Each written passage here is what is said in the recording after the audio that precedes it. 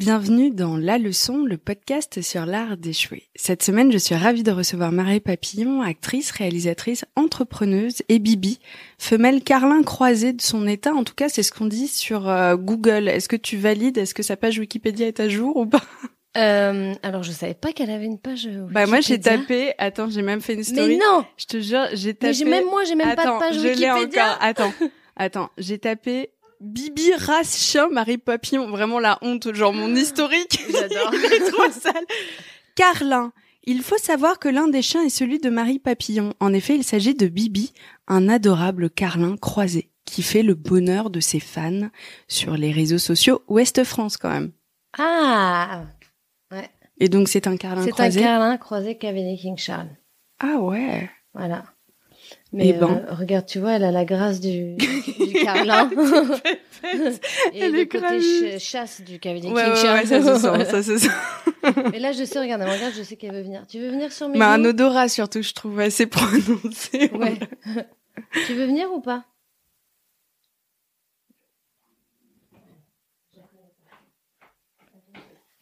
Oh là là, la petite potatoes, quoi. Hier soir, en écrivant cette intro, je me suis tapé des barres parce que je me suis dit, alors déjà, je veux absolument un podcast Tara Bibi. Ouais. Mais surtout, j'imaginais un Facebook Live où tu vois juste leurs deux têtes et il n'y a pas de parole. C'est ça. Incroyable. Il se passe rien. C'est juste, tu mets ton chien comme ça. Bref, on n'est pas là pour brainstormer sur du contenu Insta, mais pour parler du dernier film d'Héloïse Lang qui avait fait Connasse Princesse des Cœurs, rappelez-vous. Tu joues dans La Graine, aux côtés de Stacey Martin et de François Damiens, et le pitch est génial. Lucie et Inès s'aiment et veulent un enfant, mais il leur manque quelque chose. Après 5 tentatives de PMA, elles partent pour un ultime essai en Belgique. Commence alors une quête folle pour trouver la graine. C'est drôle, c'est assez inattendu. C'est vraiment une super comédie qui sort le 3 mai prochain sur Prime Video. Prime, ouais, c'est ça. En attendant, parlons de toi. Hello Marie, ça va? Oui, super. Très bien. Je suis désolée s'il y a des petits ronflements, c'est pas moi, c'est Bibi qui est sur mes genoux. Voilà. Je te fais chier, c'est ça, tu sais, les auditeurs qui sont là en mode, oh putain, bête d'ambiance. Non, ce n'est pas moi. Mais c'est lundi matin, c'est dur pour tout le monde en vrai. Qu'est-ce que je vais dire? Nous, on va parler de ton parcours et surtout du tournant dans ta vie. Oui. Un événement qui a surpris tout le monde, évidemment, le Covid, la pandémie, qui a provoqué chez tellement de gens un changement de carrière, peut-être d'envie aussi, parce que tout d'un coup, on réfléchit à ce qui compte vraiment, qu'est-ce qu'on a envie de faire. On réalise aussi que la vie est courte et que c'est maintenant ou jamais. Oui. Ça a provoqué tout ça en toi, mais j'ai l'impression que c'était plutôt par la force des choses parce que tes différents business ont dû fermer. Ouais, voilà. Alors, raconte-moi, tu faisais quoi? Moi, j'étais entrepreneuse, donc j'étais associée dans le réfectoire, le food market. Comment ça se fait? T'avais fait des études de... Pas du tout. J'ai rencontré des femmes super qui avaient des projets, qui avaient des envies aussi de créer des choses. Trop ouf. Et qui m'ont dit, vas-y, ça te dit pas, on fait ça. À chaque fois, c'était ça. Donc, c'est vrai? Ouais, moi, c'était plus l'aventure humaine ou le fait de dire, bah, comment on fait, je sais pas, on va voir. Ok. Voilà. Après, j'avais un grand-père qui était entrepreneur, enfin, 2 grands-pères qui étaient entrepreneurs. Qui avait des facilités de contact, de grand-père qui avait des facilités de contact avec les gens. Okay. Et notamment avec le service, l'événementiel et tout ça. Donc il y a une ADN. Voilà. Oui, voilà, je pense qu'ils m'ont un peu transmis ça. Et du coup voilà, je peux te demander quelles études t'as fait? J'aimerais essayer de comprendre ton parcours. J'ai fait des études de lettres. Ok. Voilà. Ouais, donc pas du tout dans l'événementiel ou la com ou... Ah non, pas du tout. C'était vraiment parce que il fallait que je fasse des études et que en vrai, moi, j'avais vraiment envie d'aller à Paris pour vivre mon homosexualité parce que je l'avais pas encore dit, que j'étais dans une ville beaucoup plus petite et que il y a 15 ans, enfin 20 ans, c'était pas aussi mais de ouf évolué. Alors c'est pas non plus gagné maintenant, hein, mais je veux dire, on a quand même grâce notamment, je pense, aux représentations LGBT dans les fictions, aux réseaux sociaux, à l'éducation en général. Il y a une évolution, mais moi, à l'époque, je n'avais aucune représentation de femmes ensemble. Être et gay, même de garçons. Oui, et même de garçons. Après, je parle de femmes parce que alors j'avais des représentations masculines, mais qui n'étaient pas forcément positives. Ok. Enfin voilà, en tout cas, c'était pas, enfin, je veux dire, c'était, on parlait des gays, mais c'était souvent des clichés, quoi. Ah bah oui, non, mais plus que ça même. Voilà. Je me rappelle être montée à Paris et m'être dit, mon Dieu, ici c'est la liberté totale, et je faisais que des soirées gays et lesbiennes au départ parce que c'était l'ouverture, tout le monde pouvait être qui il voulait. Et même pour une personne hétérosexuelle, vivre en province, c'est tellement codifié, tout se sait. J'imagine le poids que t'avais du coup, qui devait être triple, quoi. Bah oui, du coup c'est vrai que je suis allée à 17 ans à ma première Gay Pride. J'avais dit à mes parents que j'allais voir ma grand-mère à Paris. T'as pas intérêt à les croiser. Papa, maman. Mais qu'est-ce que vous faites là? J'étais chez Paris 10, Bouchara. Non, mais et donc j'avais dit je vais aller voir mamie parce que j'ai eu la chance d'avoir mes grands-parents qui étaient à Paris, donc ça pouvait me permettre d'avoir un accès. Et du coup j'ai dit je vais aller voir tonton, tata, tout ça. Et puis en fait j'avais prévu d'aller ça s'appelait la Gay Pride à l'époque, mais maintenant c'est la Marche des Fiertés. Et donc je suis arrivée dans le Marais avec toute cette bande de copines que j'avais rencontrées sur des sites internet qui étaient Gaypax, Claire Gay à l'époque. Et on s'était créé une petite bande de copines. Elles étaient beaucoup plus âgées que moi. Moi j'avais 17, elles avaient la trentaine. Et elles m'ont vraiment pris. Plus assumées, du coup, elles t'ont appris. Ouais, c'était vraiment mes mamans de, tu vois, de Marche des Fiertés et tout, mes mamans de communauté. Et donc, elles m'ont dit, on se donne rendez-vous à tel endroit. Et je suis arrivée dans le Marais. Et là, j'ai vu toutes les filles, tous les mecs. Enfin, c'était vraiment... Puis à l'époque, il y avait encore enfin, il y en a encore là, mais je veux dire, il y avait vraiment 2 rues où il y avait 3 bars lesbiens qui étaient assez connus. Et puis, il y avait le Pulp aussi. Alors moi, le Pulp a fermé il y a quelques temps. Enfin, je l'ai pas connu très longtemps, mais bon, tu vois, t'avais quand même vachement des... Voilà, mais bref, je suis arrivée dans... Et donc, je me suis dit, en fait, je me sens bien ici, je me sens en sécurité. Donc, je vais tout faire pour faire mes études à Paris, peu importe ce que c'est. Et pour... j'avais besoin, avant de me construire professionnellement, de me construire moi-même, en fait. De me faire confiance, de me dire, bon, voilà, déjà, fais-toi... Tu dois te trouver, toi. Tu dois t'accepter, voilà. Putain, tu vois, j'avais jamais pensé comme ça, mais on est déjà tellement paumé à cet âge-là. On te demande évidemment de savoir ce que tu veux faire depuis la 3e seconde, un truc comme ça. Moi, je trouve ça lunaire, alors que mais t'es qui, toi, en fait? T'étais là. Oui, surtout que moi, j'ai l'impression que c'est que à 30 ans que je me suis vraiment trouvée et que mes amis se trouvent vraiment à cet âge-là. Donc, je me dis, je trouve ça dur à 16 ans de te dire, bon, voilà, tu vas choisir ce que tu veux faire de ta vie et tu n'auras pas le choix. Mais voilà, et donc tout ça pour dire que j'avais quand même cette envie de devoir prouver des choses et donc de devoir m'affirmer en tant que femme, en tant que personne homosexuelle. Et donc j'ai fait des études un peu pour partir à Paris, pour me dire bon, fais des études, découvre le milieu, la communauté, tout ça. J'ai la chance, je sais que tout le monde n'a pas cette chance-là, d'avoir des parents et une famille qui m'ont accepté vraiment de manière super... qui m'ont accepté, quoi. Alors que moi, je me disais, non, il y a 50% de chances que je sois pas acceptée. Et avec le recul, je me dis, mais en fait, dans toutes les entreprises, en tout cas dans tous les projets, parce qu'on dirait que j'ai eu 1000 entreprises, mais pas du tout, mais en tout cas, les projets que j'ai pu faire, il y avait 50% de chances que je n'y arrive pas. Et je pense que ça vient de là aussi, tu vois, ça vient de ce truc-là, de me dire, bon, en fait, voilà, j'y vais, je sais pas ce qui va se passer. T'as dû tester ton courage tôt, en fait. Ouais. Je pense que c'est ça. Enfin, en tout cas, donc, ça revient sur ce truc. Est-ce que pourquoi tu viens de là? Je pense que c'est ce truc de, j'ai besoin, je suis assez régulièrement dans le challenge. Et parce que aussi, je pense que, en fait, tu te construis, sur les échecs, quoi. Tu te construis là-dessus et donc moi je me dis j'y vais, on verra bien, et puis chaque échec va me faire grandir forcément. Et ça tu le sais maintenant, mais est-ce que c'est quelque chose qu'on t'a appris à la base, ou alors est-ce que tu l'as découvert petit à petit? Parce que moi j'étais dans Miss Parfaite un peu, tu vois. Ouais. Il fallait que je sois bien comme on m'a dit. Oui. Il y a forcément un peu de ça, parce que je pense qu'en vrai c'est la société qui fait que moi pourquoi j'ai eu aussi peur de faire mon coming out, alors que mes parents, je savais, c'est pas des gens, tu vois, à la base qui ont eu des propos ou quoi que ce soit, mais en fait je pense que c'est la société qui te met dans ce truc-là, parce que on n'en parle pas, t'as pas de représentation, et puis tu sens très vite que t'es pas dans une case, voilà. Ou si t'es une femme et que tu prends pas le bon chemin d'avoir un mec et de faire des enfants, enfin tu vois, d'avoir voilà, tout de suite en fait, je veux dire, moi très tôt on me disait alors ton petit Jules. J'étais là, putain. Donc, j'inventais un petit Jules, machin. Elle s'appelle Julia, les frérots. Non, mais tu sais, toutes mes copines aussi, même à ma sœur. Enfin, tu vois, je veux dire, très tôt, on nous a dit ça. Ouais. Alors, ton petit Jules, bah oui, hein, parce que, tu vois, forcément, on te dit, bah, tu vas te marier, tu vas avoir un enfant. Ouais, grave. Donc, je pense que c'est pour toutes, enfin, je pense que du coup, en tant que femme, forcément, t'as quelque chose où tu te dis, bon, je sors déjà du sentier battu, quoi. Ouais, c'est vrai que toi, le point positif de tout ça, c'est que ça t'a tellement poussé à te dire en fait faut que je m'assume, faut que je sois qui je suis réellement à l'intérieur. Ouais. Après, mais t'en as plus rien à carrer des injonctions de la société parce que t'as transgressé la plus grosse d'entre toutes.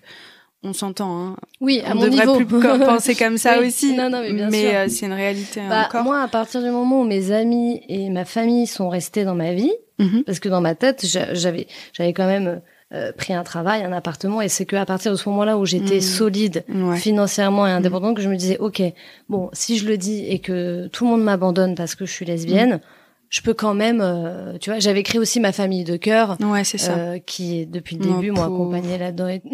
Non, mais ça me fait chier qu'on se dise ça encore. Mais attends, toi, mais ça s'est bien passé, mais oui, il y a plein de gens pour qui ça se. Non, tu vois, quand j'entends ça, je me dis putain, bref. Non, mais c'est pas du tout pour faire pleurer dans les chaumières. Mais non, mais quand même, tu te rends compte ce qu'on doit faire, quoi. Oui, bien sûr. Mais après, moi, encore une fois, ça s'est bien passé, et c'est que maintenant que je me rends compte du processus que j'ai eu, tu vois.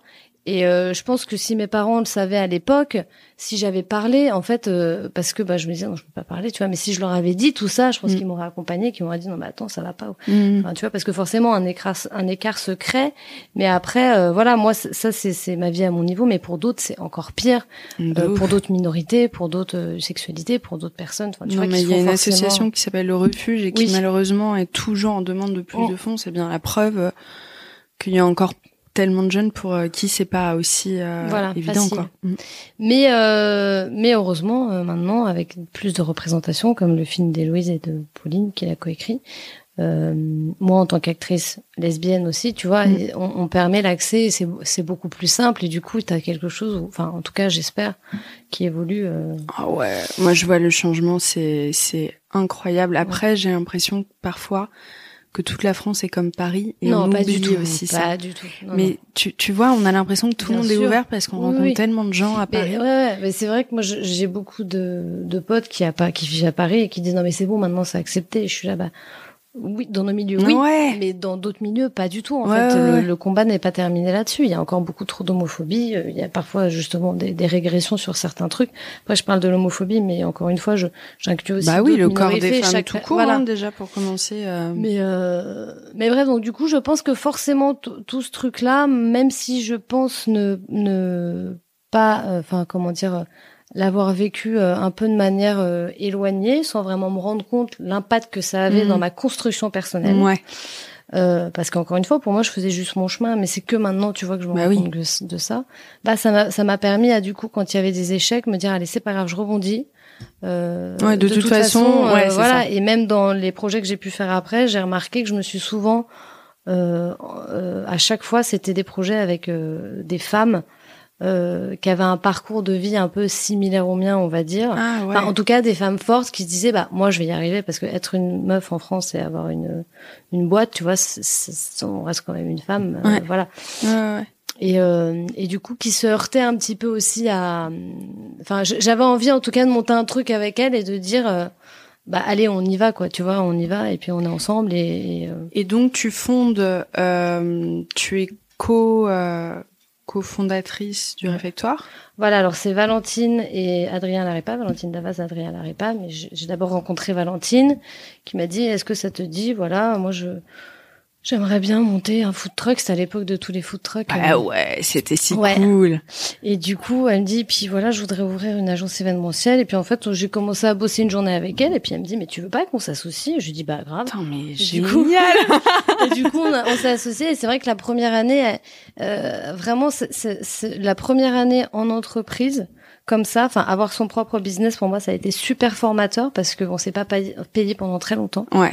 Et chaque année en fait quand on faisait le bilan, on disait ça va pas, là ça va pas, là il faut faire ça, là tu vois.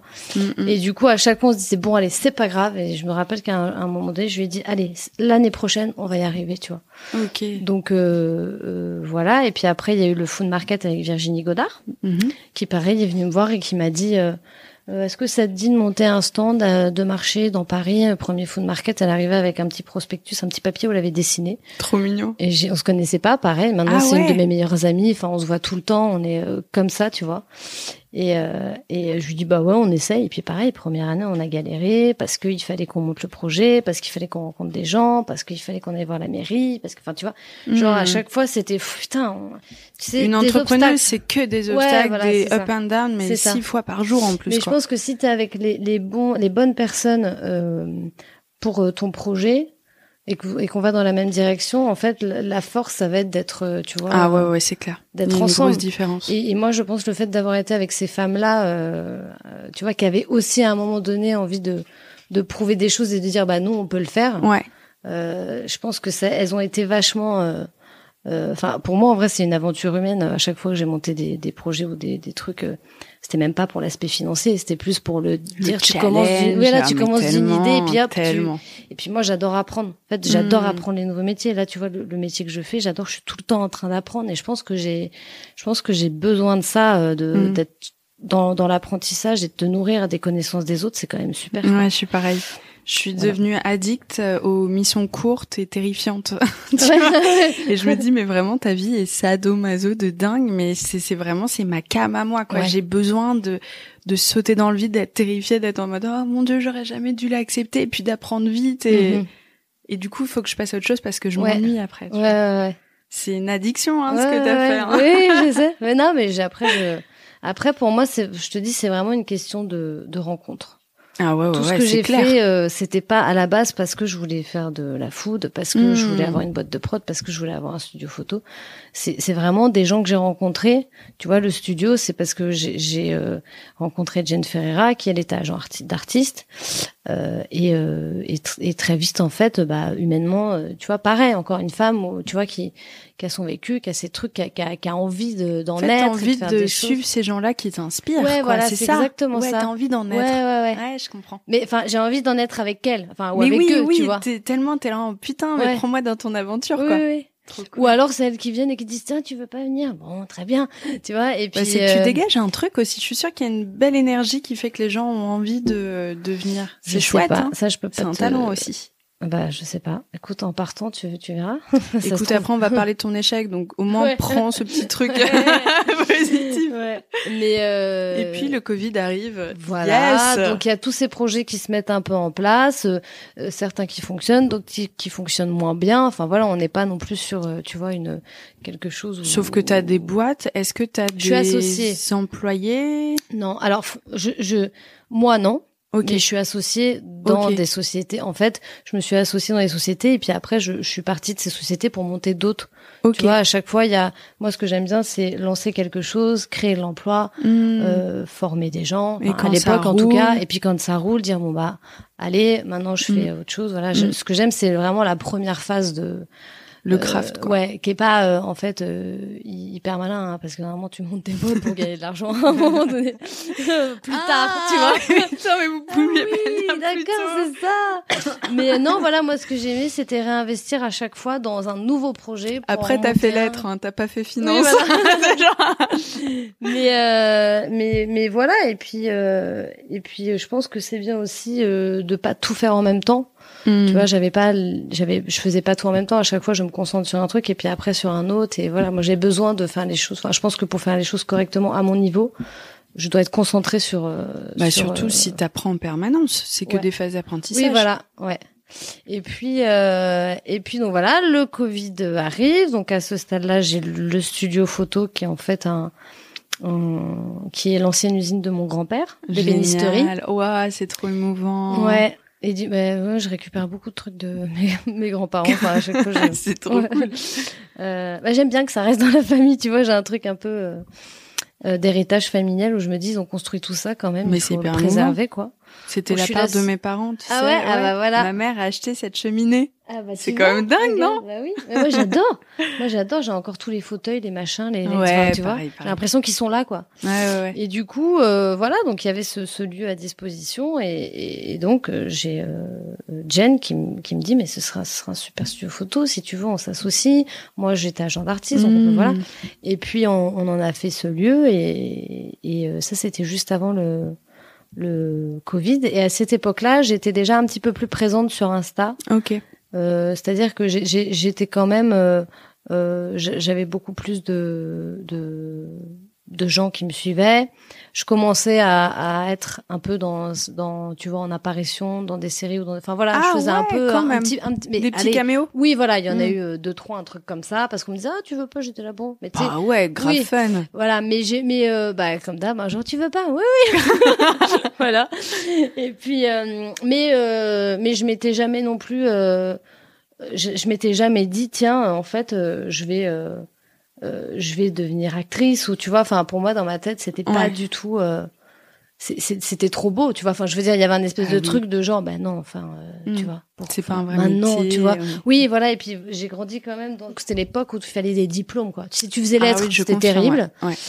Et puis il fallait que tu sois scientifique, il fallait surtout pas que tu fasses de bac pro, enfin tu vois, genre c'était puis si vraiment... t'as pas fait une prépa ouais, voilà, tu vois, donc il y avait un truc un peu de diplôme et les artistes à l'époque c'était non mais non les à moins que tu viennes d'une famille d'artistes, mais quand tu viens pas d'une famille d'artistes, ce n'est même pas un projet, quoi. Bah ouais, ça après moi j'ai toujours comme mon grand-père a évolué avec beaucoup d'artistes. Ouais, même toi, du coup, c'était pas possible non plus. Bah non, mais je me disais en fait, ça a l'air de bien marcher leur histoire quand même. Ouais. Elle est où la couille dans le pâté? Qu'est-ce qu'ils vont raconter? Bon bref, et c'est vrai que quand j'étais petite, j'avais vachement ce côté-là. Je faisais tout le temps des spectacles. Enfin, tu vois, je me mettais tout le temps en scène. Enfin, j'étais tout le temps, voilà. Et puis après, je pense que comme j'ai voulu rentrer dans une norme, comme j'ai voulu j'étais un peu perdue, je pense, pas dans ma sexualité, mais je savais bien que j'étais pas au bon endroit. Je pense qu'inconsciemment, je me suis dit, bon, t'es déjà lesbienne. Mais ouais, c'est ça, ça détermine quand même beaucoup de choses. Ouais, tu dis, putain, je suis déjà hors norme, alors je vais quand même faire commerce. Moi, quoi. je m'étais dit, bon, je vais quand même, pour faire plaisir à mon père, alors que mon père n'avait rien demandé, hein. Mais je m'étais dit, bon, je vais faire une super fac, comme ça, si jamais je le dis, bon, bah, au moins, je serai dans une super fac, quoi. Je serai lesbienne, mais dans une chouette fac, tu vois. Papa, j'ai une bonne et une mauvaise nouvelle. Alors, je suis lesbienne, mais j'ai mon deuxième semestre. Oui, alors que quand j'y repense, mes parents ne m'ont jamais, enfin, tu vois, il y a jamais eu de signe de rejet de leur part, tu vois. Donc c'est pour ça que je te dis, je pense que c'est vraiment une question de société et d'éducation, mais au sens éducatif de collège, maternelle, tout ça, machin.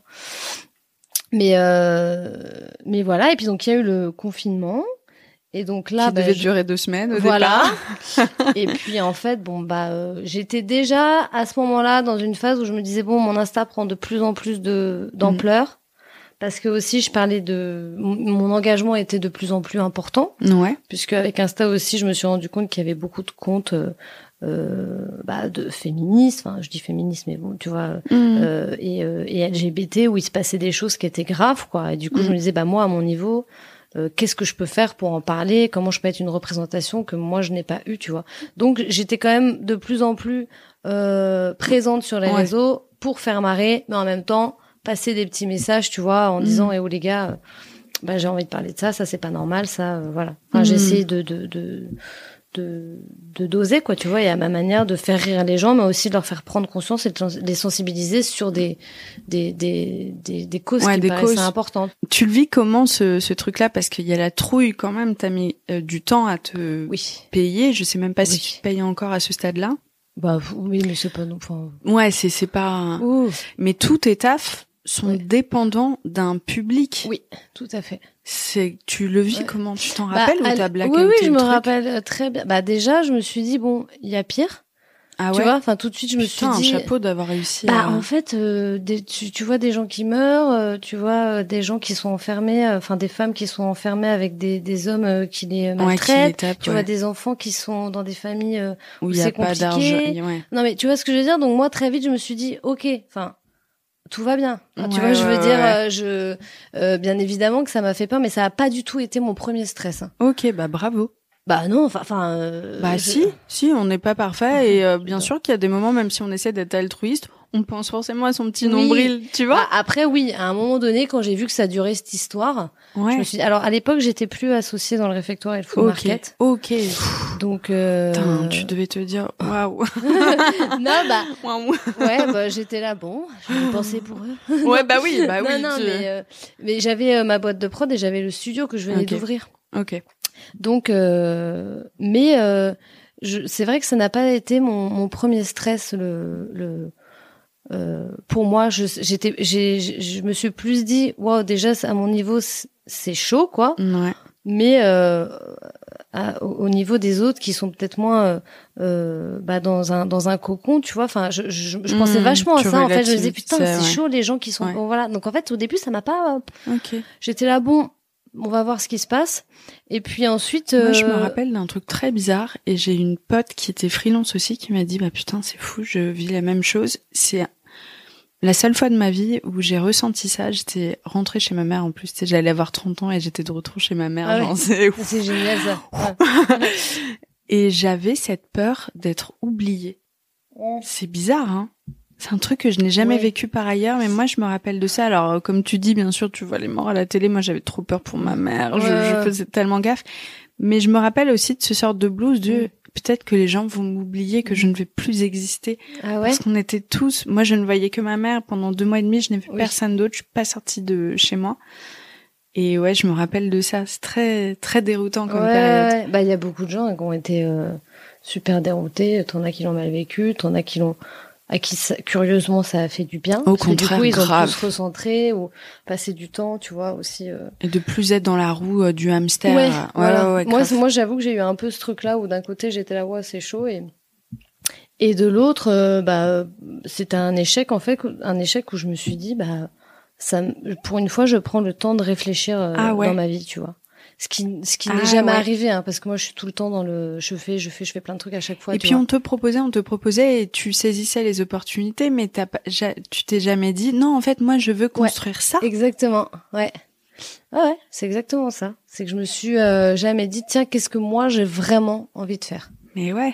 Donc à chaque fois j'y allais et puis je découvrais mais c'est mon père qui disait ça à chaque fois. Il disait non mais Marie, on s'inquiétera pas pour elle parce qu'elle trouve toujours un truc. Tu vois, il était là, je crois que je vais me mettre à la poterie. non mais tout ce que j'ai fait à chaque fois il était là, tu fais ça, qu'est-ce qu'elle fait Marie? Je sais pas.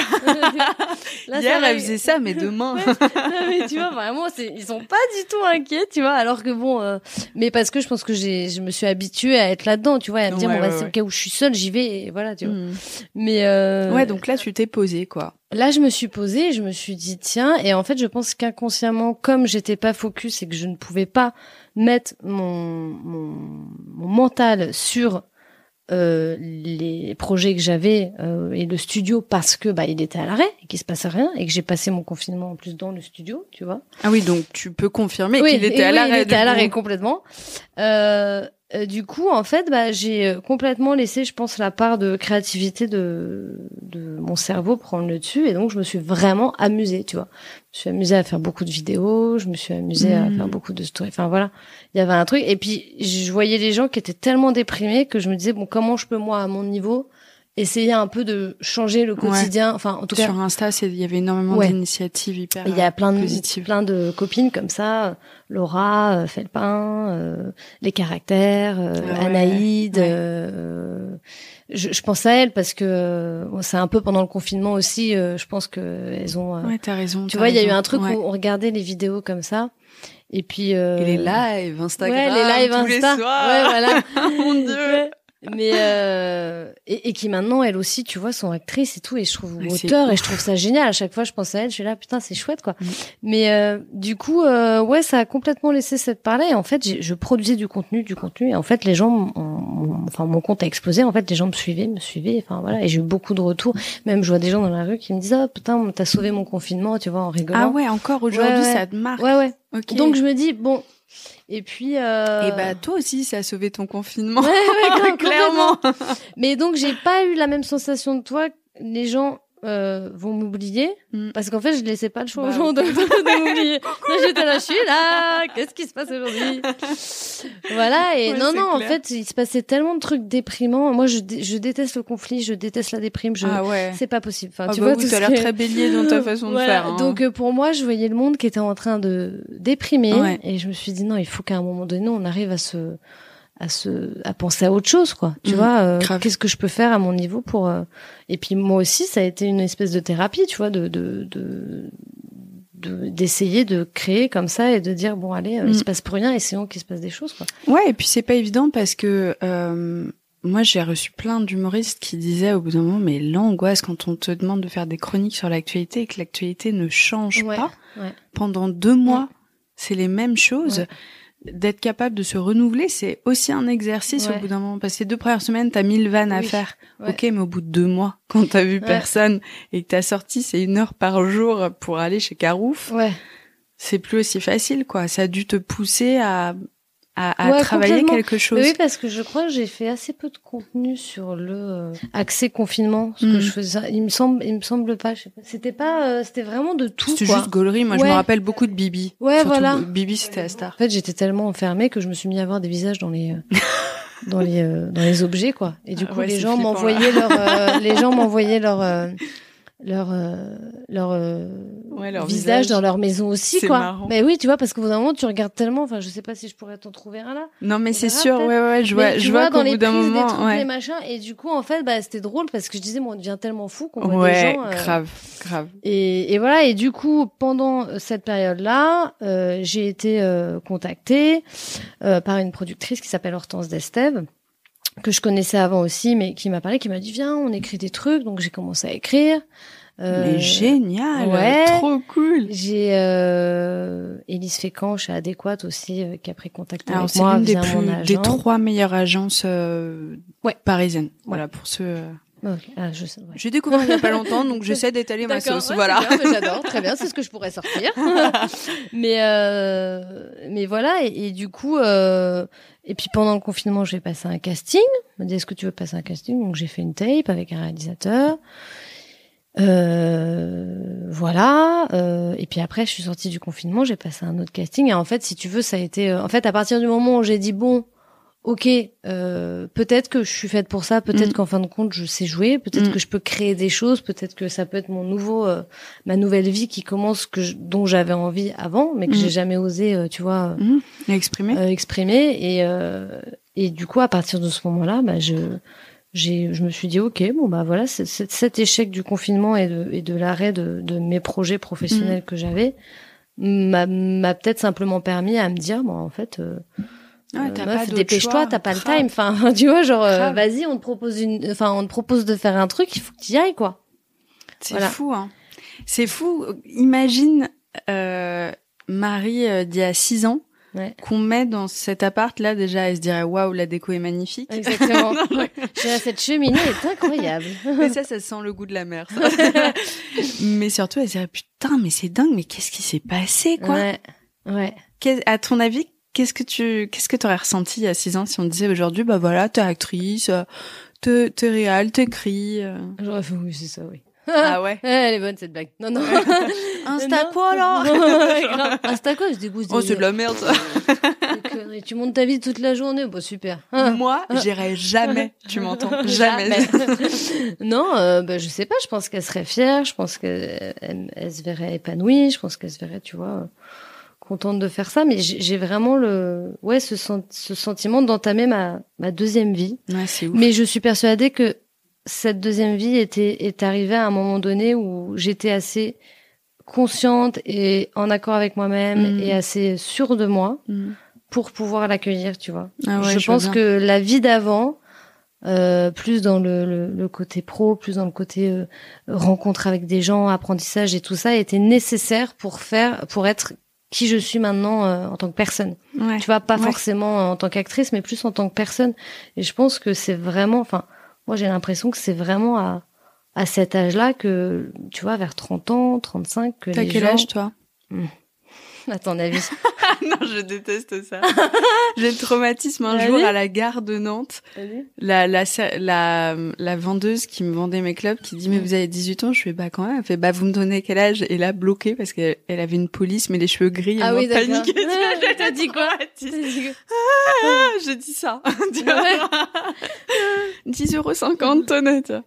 Bah je sais pas, je te donne j'arrive plus à donner d'âge parce qu'en même temps maintenant que j'ai 30 ans, je vais en avoir 32, je me rends compte que maintenant les gens de 30 ans mais ils font tous 25 ans alors qu'avant on était là c'est les darons. Ouais. Bah donc, oui, je sais pas. Bien sûr. T'as dit que t'avais 30 ans tout à l'heure. Non? Tu fais peut-être 28, peut-être un truc autour. Attends, je l'ai googlé. Non, mais justement, tu peux pas. T'as quel âge? Je le dis pas. Ah ouais? Ah, c'est pas déconnant comme ça? Ça te ferme pas de porte? Oui. Ouais, non, je te donne je regarde, j'étudie ton front, là. Ouais. Mais les gens, sa femme donne un âge et du coup, j'adore. Peut-être, il y a quand même de la maturité, t'as quand même pas mal bossé. Peut-être 28. Non, t'as dit il y a trentaine tout à l'heure. M'étonne pas. J'adore. Je vais te laisser chercher un peu. Bah, c'est ce que je fais, là. Donc, tu le dis pas. Même Aurélie, elle sait pas. Ah ouais? T'es une coquette, en fait. Mais non, mais j'adore parce que justement les gens c'est fou à chaque fois ils sont là mais t'as quel âge? Ouais, j'irais peut-être 28. Tu vois, il y a un espèce de truc où et j'ai remarqué aussi rien à voir là avec toi parce qu'on en parle. Non, je continue sur la skincare routine moi. Mais il y a surtout j'ai remarqué que on demandait très peu. Là on est entre nous donc c'est complètement hors contexte hein. C'est parce qu'on en parle mais souvent en interview on me demande beaucoup mon âge. Et j'ai remarqué qu'on demandait jamais très peu aux hommes. Et que c'était, je sais pas, tu trouves pas? Alors moi, je demande jamais l'âge. Je me sens tellement à l'aise dans ce podcast et j'ai l'impression, comme on est chez moi, mais tu vois, mais sinon, avant, j'étais journée chez Cosmo. Ouais. Il y avait des questions que je m'interdisais de poser aux femmes, justement, parce que je voulais surtout pas jouer là-dessus, tu vois. Je crois que j'ai jamais, même ça se demande pas en vrai. Bah, moi, je m'en fiche en vrai, mais c'est juste que ça me faisait rire de constater qu'à chaque fois, on disait, mais vous savez quel âge? Parce que les gens n'arrivent pas. Peut-être parce que t'es tellement précoce dans tout, enfin, être chef d'entreprise, machin, tu sors de tes études, t'es déjà une boss, enfin, tu sais, t'as fait beaucoup de choses en avance et donc je pense que ça perturbe. Ouais. Mais du coup, ça me fait rire. Donc peut-être qu'en fait, t'as 26 ans. Mais t'as la police. Tu vois, regarde les jeunes. Mais t'es à contre-jour. Moi, j'ai fait du Botox, là. Je te dirai après, en off. Ah, yes! Tu sais que j'ai reçu Monsieur Poulpe, et à la fin, il m'a dit, tu peux m'appeler Poulpi. Donc, je ne saurais pas son prénom. Mais c'est drôle, mais moi, j'aime bien, c'est marrant. Ouais, mais ce truc d'âge, c'est plus j'ai pas de problème de vieillir, enfin, tu vois, je trouve ça chouette aussi, ça me construit, mais c'est vrai je trouve ça intéressant parce qu'au moins, les gens peuvent mettre l'âge qu'ils veulent sur toi. Et donc, puis, en vrai, l'âge, c'est dans la tête, tu vois. Ah bah ouais, grave. Pour moi, c'est pas ton âge qui va justement, je remarque qu'avec l'âge, on se dit, bah, t'as tel âge, donc normalement, tu devrais être à cette construction de ta vie, tu vois. Surtout, moi, je déteste les gens qui disent à mon âge, des trucs comme ça, je déteste ça, ça me rend dingue parce que ça t'enferme dans quelque chose de chiant, en fait. C'est forcément un peu négatif. Tu vois. Mais après, je suis très fière d'avoir l'âge que j'ai, mais ce qui, ça me fait rire. Je suis très fière d'avoir l'âge que je ne te dirais pas que j'ai. C'est comme si l'âge devait définir nos étapes de vie, tu vois. Ah, mais je trouve qu'un peu, parce que tu parlais de la trentaine, parce que je n'ai pas oublié ça. Et moi, j'ai eu un gros tournant. Je suis trop d'accord. J'ai l'impression que ma vie a commencé juste, tu vois, que je suis aux premières années de ma vie professionnelle. Oui. Mais c'est sauf fascinant, que, normalement, la trentaine, normalement, t'es censé être, allez, plus trop maintenant, mais quand même, t'es censé être casé, avoir des enfants, être dans un, tu vois, alors que comme tu dis, bourgeoise, donc je suis très très enfermée là-dedans. Ouais, mais tu vois, mais alors qu'en fait, comme tu dis, moi j'ai l'impression que c'est à 30 ans où je me suis dit, mais ok, je commence à savoir qui je suis et ce que j'ai envie de faire, tu vois. Grave. Et moi, je suis deg parce que dans ma vingtaine, je n'ai rencontré que j'aurais dû aller voir une psy vraiment bien avant, et je n'étais attirée que par les mecs vraiment indisponibles. Et à part mon premier amoureux de mes 18 à mes 20 ans, je n'ai enchaîné quasiment que des histoires de, tu sais, qui puent de 2-3 mois, tu vois, Et j'ai expérimenté vraiment, j'ai commencé à avoir des relations très sérieuses vers 29 ans et je suis deg parce que je dis putain, maintenant on me dit de me caser, mais moi j'ai l'impression que ce que je teste, j'aurais dû le tester à 20 ans, donc je suis vraiment littéralement encore dans cette phase de test. Ah ouais. Mais non, mais justement, avant peut-être que tu te mettais avec des gens qui étaient pas disponibles parce que tu ne l'étais pas. Ah mais je ne l'étais pas, et c'est là où je te dis, je serais allée voir un psy avant. j'aurais débloqué 2-3 trucs. Littéralement, je suis allée voir un psy, j'ai commencé à avoir des amoureux solides. Ouais. Ça a été cause à effet de dingue, quoi. Ouais. Bref, on sort du sujet, mais c'est intéressant quand même. Là, et effectivement, quand t'es une femme, on te met des étapes de vie, on te met une petite date de péremption. Oui, aussi, non, mais on est un c'est ça. yaourt en fait, Ouais, tu vois. Ça. Ah oui, elle les fait pas, ou ce truc-là. Ah, elle les fait pas. Oui, moi je suis grave là-dedans. Ah ouais. Tu vois, Ouais, ce truc, genre, mais oui, ouais. même si je les fais pas, est-ce que ça change quelque chose, tu vois ce que moi je j'adore quand on dit ça, je suis là, thank you. Ouais. Tu vois, genre ça me non, flatte mais grave. moi j'aime bien un peu ce flou, comme Amanda Lear, tu vois, ce flou, tu ne sais jamais comme. Oui, mais Caroline Amanda Herfeld, Lear, la pauvre, c'est elle un homme ou une femme, non, c'est quand même c'était plus sur dur. son âge. Non, c'était sur son âge. Parce que depuis toujours, elle crée le flou. Je l'adore, j'aimerais trop l'avoir dans la leçon. Mais voilà, et après, pour moi, je suis encore dans ma tête. Il y a beaucoup de gens. Hein. Il y a l'enfant, il y a tu vois, il faut la ça vieille pour personne, il y a l'adulte. Enfin, tu vois, donc on est beaucoup dans ma tête. Et donc ouais. chaque jour, il y a une petite personne différente. Je suis avec qui aujourd'hui? Aujourd'hui, t'es avec l'adulte. Wow, je suis impressionnée. Et comment est-ce que tu regardes toutes ces étapes de vie aujourd'hui? J'ai l'impression avec beaucoup de tendresse, mais genre cet échec de ta première vie pro, comment est-ce que tu vois ça aujourd'hui? Bah moi je me dis que en fait tout est écrit. Enfin j'ai un truc vachement de j'ai un truc de si j'ai envie de bien faire les choses, si je manifeste l'envie d'être bien entourée, de faire du bien autour de moi, tu vois d'être de me faire confiance, de me respecter, de respecter les autres. Il va forcément m'arriver des choses bien. Il m'arrivera des choses qui sont moins bien, des échecs ou des choses qui sont dures, mais ça va forcément me forger à un moment donné, hein, tu vois. Et ouais, j'ai un peu ce truc de me dire que quelque part, bah, j'ai mes anges, tu vois, ma bonne étoile, et que s'il se passe quelque chose dans ma vie, c'est que c'est écrit, tu vois. S'il se passe pas, c'est que c'était pas. Faire confiance en la vie. Ouais, moi, c'est un peu bateau de dire ça, mais j'ai l'impression que c'est un peu ça. Et puis après, je remarque qu'en vrai, mon parcours, j'ai l'impression que, enfin, je veux dire, tout le monde a un parcours différent, tu vois. Tout le monde a ses traumatismes, tout le monde a à un moment donné, tu vois, ses bagages, en fait. Donc, on est très différents, mais en vrai, nos histoires sont un peu similaires, tu vois. À différents niveaux, c'est ça que je veux dire, c'est que la construction que tu vas être de toi à un moment donné vient de ton enfance, vient de ton rapport à la société, à tes parents, à tes amis. Et après, c'est à toi de choisir quel chemin tu as envie de prendre. Et voilà. Tu dirais quoi à quelqu'un qui a du mal à avoir confiance en la vie, ou qui a peut-être perdu momentanément ce truc de ok, tout est écrit, je vais me faire confiance et je vais faire confiance envers les autres, tu vois? Bah, c'est compliqué parce que qu'est-ce que je lui dirais? Je lui dirais que il faut essayer d'y croire encore, tu vois. Je pense que il faut essayer d'y croire encore. Il faut se dire qu'à un moment donné, les choses aussi peut-être guérissent avec le temps, tu vois. Après, c'est compliqué toujours de tu vois, c'est comme quand quelqu'un perd quelqu'un, c'est compliqué de réconforter ou de trouver les mots. Tu vois, enfin, qu'est-ce que tu veux dire? Tu ne pourras pas alléger sa peine, tu vois. Tu peux juste être là physiquement et voilà, être présente. Mais tu vois, je veux dire, c'est difficile parce que c'est quelque chose qui est tellement personnel. En fait, quelqu'un qui a plus confiance en la vie ou qui a du mal à y aller, malheureusement, c'est la seule personne qui peut, il peut être entouré ou elle peut être entourée. Mais je veux dire, ça doit venir de toi, de ton cœur, quoi. Tu vois ce que je veux dire? Et qu'est-ce qui, toi, te donne la flamme de continuer étape après étape à dire allez, go, j'y retourne? Je pense justement c'est parce que j'ai eu des exemples dans ma vie de soit mes amis, soit ma famille, mes frères et sœurs, enfin voilà, en tout cas des gens qui m'entourent qui ont vécu des choses, qui sont passés par des choses et qui toujours ont eu ce truc de dire bon bah allez, on y va, mais parce que aussi c'est des gens qui quoi? Il y a carrément un pigeon, quoi. Ah bon? Mais où? T'entends pas? Je me dis, il y a les ronflements de Bibi et de Sarah, et il y a le pigeon qui a... Non? Moi, j'ai cru que c'était une bouilloire. Ah bon? En fait, la cheminée, c'est l'étage du dessus, il doit être posé en haut. Mais je me suis dit, là, vraiment, la peau, là. Ah ouais, écoutez.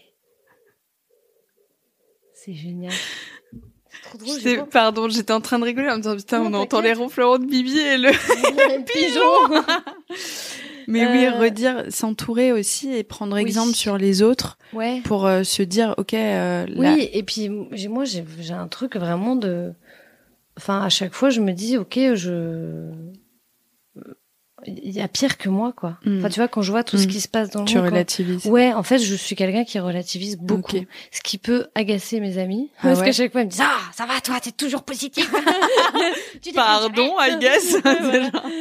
Mais ouais, moi, j'essaye de vachement relativiser parce que j'ai conscience que c'est plus dur pour des gens, quoi. Donc, je suis très heureuse enfin je suis très heureuse, n'importe quoi. Je suis très heureuse. Non mais t'es dans la gratitude. Je suis dans la gratitude de ce qui m'arrive, même s'il m'est pas arrivé toujours des choses super positives, ou même si voilà, moi aussi ça a été compliqué, mais j'essaye d'être dans la gratitude parce que je me dis il y a des gens qui ont peut-être pas la chance, tu vois, d'être bien entourés, d'avoir eu cette éducation, d'avoir eu voilà. Et donc ça, c'est vrai que c'est quelque chose que j'essaie de prendre du recul là-dessus vachement, tu vois, et de remercier le fait d'être là et de remercier le fait de ce qui m'arrive, de mes rencontres.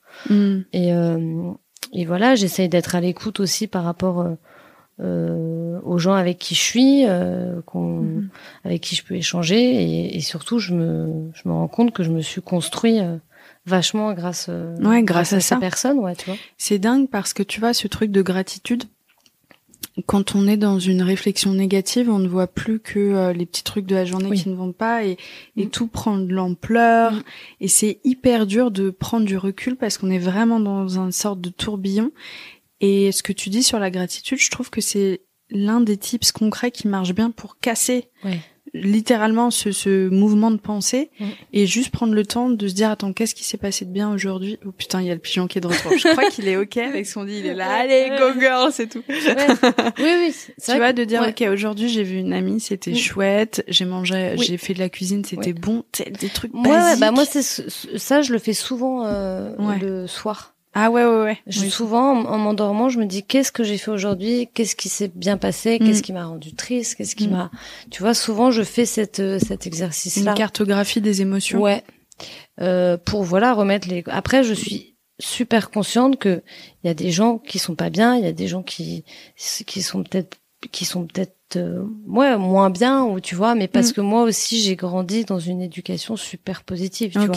Je veux dire, j'ai grandi avec des gens qui ont essayé de m'élever et me dire, allez, il y a des échecs dans la vie, mais on se relève, tu vois. Ça a toujours été, moi, mes parents sont vachement comme ça, en fait. Ouais, c'est donc j'ai eu vachement ce truc-là. Tu vois? Moi, je trouve que c'est un muscle qui s'exerce, et toi, t'as été très certainement en sport-études jeune, alors que d'autres ne l'étaient pas. Voilà. Alors après, mais c'est un petit tips concret qui marche, honnêtement, pour casser un sac de pensées négatives. Après, à l'inverse, c'est bien aussi, parfois, de dire, là, je vais mal. Là, j'ai envie de pleurer, là, tu vois, ou peut-être là, moi, j'ai moins ce truc-là, tu vois, parce que comme j'étais dans un truc vachement genre, allez, tu sais pas faire, tu vois, voilà, donc c'est vrai que je commence à, parfois, si ça va pas, je vais appeler une copine, je vais dire, ouais, ça va. Comment ça va, toi? non, peut-être pas à ce point-là, tu vois, mais je vais un peu dire, non, tu m'appelles pourquoi? Non, comme ça, tu m'appelles, c'est un truc. Non, mais voilà, aujourd'hui, c'est vrai, bon, ça va pas. Ouais, voilà, ça va pas. Voilà, bon, salut. Je vois grave. C'est comme ça avec ma mère. Raconte-moi ton jardin, tu sais, alors que je suis en larmes, mais je suis gentille. C'est ça. Mais, et ça, c'est un truc que je travaille aussi, et je pense que les gens qui laissent leur émotion aussi négative et dire, au bout d'un moment, j'ai envie de chialer, j'ai envie de crier, j'ai envie de dire que ça me, tu vois. Je pense que c'est tout aussi positif, voire plus sain que quelqu'un qui va être tout le temps dans non, ça va pas, mais je vais pas dire que ça va pas, tu vois. Faut trouver un juste milieu, quoi. Là, littéralement, mon nouveau psy, c'est passionnant, il est spécialiste des émotions. Et pendant des années, j'étais suivie par vraiment la best psy ever, mais du coup, j'ai l'impression que j'ai compris toutes mes pensées, mais qu'en fait, mes émotions, comme j'ai tout intellectualisé, je n'avais plus aucun lien avec mes émotions, tu vois. J'ai oui, je ressens ça parce que t'as raison, et puis finalement, c'est le rôle du père. Ok, mais du coup, pourquoi ça passe pas, Pauline? Parce qu'en fait, j'ai envie de crier, mais je sais pas comment faire, tu vois. Et il m'a appris tellement de trucs, et je me dis, putain, mais je ne le savais pas. Typiquement, la colère. Si tu l'exprimes pas, parce qu'on est poli, et qu'on va dire très calmement, tu m'as déçu pour telle ou telle raison, mais on va rester très calme parce qu'on n'est pas des hystériques, tu vois le truc, elle se retourne contre toi, la colère. Donc tu tombes malade, tu machin. Ouais, bien sûr. Tous ces trucs-là, moi je savais pas quoi. Ouais. Et donc oui, je vous confirme, la façon la plus saine et d'ailleurs positive, c'est vraiment littéralement de vivre ces émotions aussi négatives pour qu'elles passent plus vite. Ouais. Mais j'ai l'impression que c'est quelque chose qui est beaucoup plus ancré maintenant. Enfin, en tout cas, moi, ça commence. J'ai l'impression que dans mon cercle d'amis de ma génération, de plus en plus, il y a ce truc un peu de recherche de laisser aller ses émotions, aller voir une sophrologue, faire du yoga du son. Tu vois ce que je veux dire? Un truc. Vraiment, j'ai l'impression qu'on est dans une recherche, mais peut-être parce que aussi on est dans une société maintenant où c'est vachement la performance, qu'il y a de plus en plus de burn-out et que, tu vois, il y a eu le confinement, qu'il y a la guerre, il y a machin. Enfin, tu vois, on est quand même dans un truc un peu anxiogène. Voilà, les gens vont pas bien.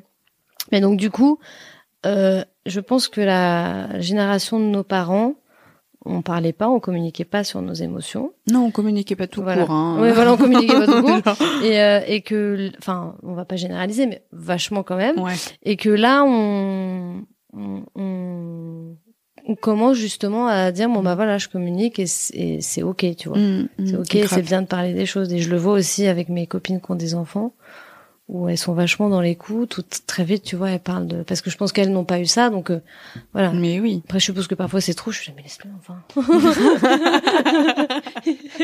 Oh putain, ah ouais, la pression.